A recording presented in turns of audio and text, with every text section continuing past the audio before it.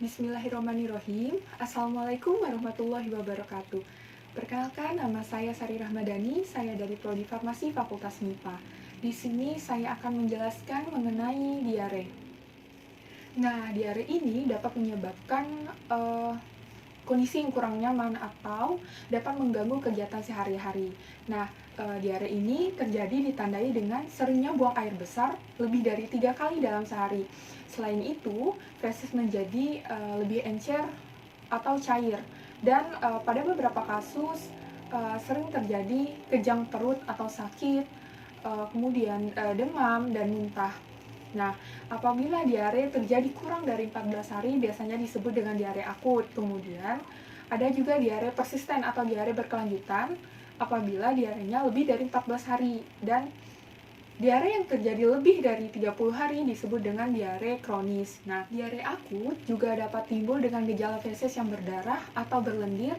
Nah, biasanya disebut dengan disentri atau peradangan usus. Nah, apa sih sebenarnya yang menyebabkan terjadinya diare? Nah, diare ini bisa disebabkan oleh berbagai hal seperti infeksi bakteri, terus infeksi virus, terus parasit. Nah, dari berbagai macam makanan atau minuman yang kurang higienis. Selain itu, diare juga dapat disebabkan oleh ansietas atau rasa cemas, terus keracunan, uh, mengkonsumsi susu atau produk susu oleh orang yang kekurangan enzim laktase. Nah, selain itu juga bisa berasal dari obat-obatan yang dikonsumsi atau penyakit lain, penyakit kronik atau akut yang dapat menyebabkan kondisi diare.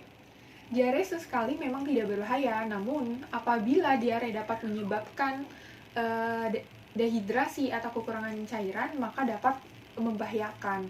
Nah, apabila terjadi dehidrasi, maka dapat diberikan cairan elektrolit untuk mengganti cairan tubuh yang hilang akibat diare.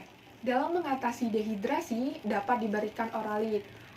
Nah, cara minumnya yaitu dengan cara dilarutkan 2 saset oralit ke dalam 400 ml air putih dan diminum setelah buang air besar. Oralit ini bukan sebagai pengganti obat, namun hanya bertujuan untuk mengganti cairan tubuh yang hilang. Karena oralit hanya mengandung larutan gula, garam natrium, dan kalium.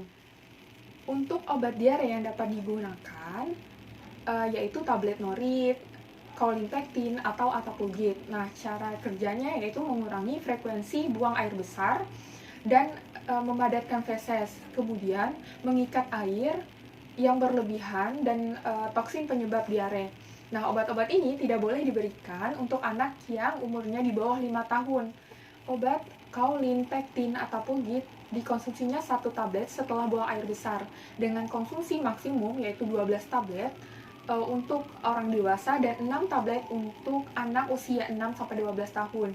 Nah, obat ini tidak boleh dikonsumsi apabila seseorang diare disertai dengan demam, kemudian sembelit, atau alergi terhadap obat tersebut. Adapun tablet norit 250 mg diminum 3 kali sehari atau setiap 8 jam. Obat kaulin, pektin, dan atapugit hanya boleh dikonsumsi selama 2 hari. Nah, apabila diare belum membaik, sebaiknya dihentikan dan konsultasikan kepada dokter untuk pemeriksaan lebih lanjut.